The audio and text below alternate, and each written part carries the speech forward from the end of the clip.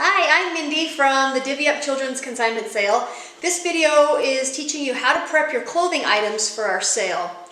One of the biggest problems we have is people bring clothes that aren't of good quality. So while you're going through your clothes, please make sure that you don't have stains or holes or excessive wear. Those type of things don't sell well at our sale, and we're going through it at check-in, pulling those things out through our inspection process. It's also important that your clothes are hung properly on a hanger. Any hanger will do at our sale. Wire ones work really well with pinning, which I'll show you in just a minute. Children ones work well for clothing that it's probably 5T and under. And plastic or store hangers work well too. When you're hanging clothing on a hanger, make sure that it looks like a question mark. That way, when it's hanging on a rack, our sellers can go through and see the fronts of all the clothing because it'll be facing all the same way. You'll also place your tags here, so that when you're going through that, when you've got the tag on the right side, again, people can see the front and also the tag. It's important that those tags are pretty descriptive. For instance, if someone just put this as jacket and the tag happens to fall off or get lost, there's no way that we can match up clothing that doesn't have tags with our lost and found tags. So if I was going to write a tag for this coat, I would say something like pink Gymboree pea coat, pink buttons, something like that. So if the tag gets pulled off, I know exactly what coat to match this up to. We also get a lot of problems with pants. You can use pant hangers to hang pants. Those work really well. But also, they can be hung pretty easily on a hanger.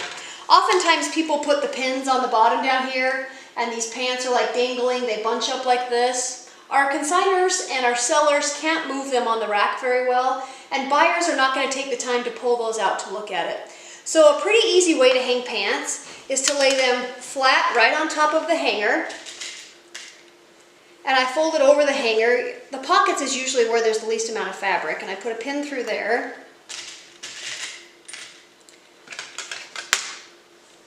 And I'll put a pin on this side.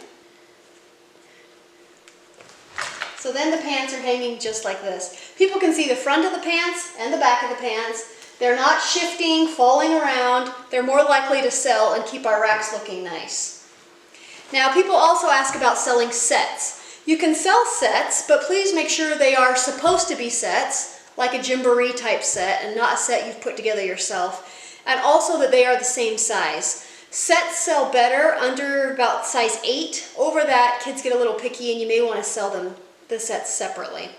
But how I like to sell sets is I put the main, like the dress or the shirt, on the hanger, and then I've pinned the pants to the back through the hanger, so it's not pulling on the clothes. It's pinned through the hanger so that buyers can see the front and the back of the set fairly easy, okay? Also, we get questions about how to hang two pants together. Say you're selling these two sets of leggings. I would lay one of them on top of the hanger and the other one on the back, so they're like back to back. People can see the front of both sides. And I'm going to fold it over and put a pin in there. You can see why wire hangers work well for pinning, but actually I do this with any size hanger. Just you have to use bigger pins. But that way there's two pair of leggings. You can see the front of both sides. They don't slide, they don't bunch up, very easy to see.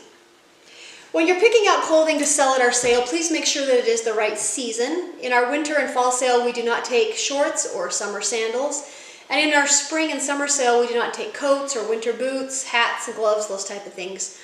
They'll sell better if they're in the season that they're supposed to be. So even though we accept sweaters in the spring, they may sell better in the fall. So be really selective about what you bring so that you have a higher sale price. Make sure all of your clothing items has working zippers and all the buttons are there. People don't want to buy a coat with a broken zipper. Also, make sure that your items are priced to sell. Oftentimes we get emotionally attached to clothes, like, oh, this was my daughter's Christmas dress, but buyers don't care about that. Obviously, higher brands are going to sell for a higher amount.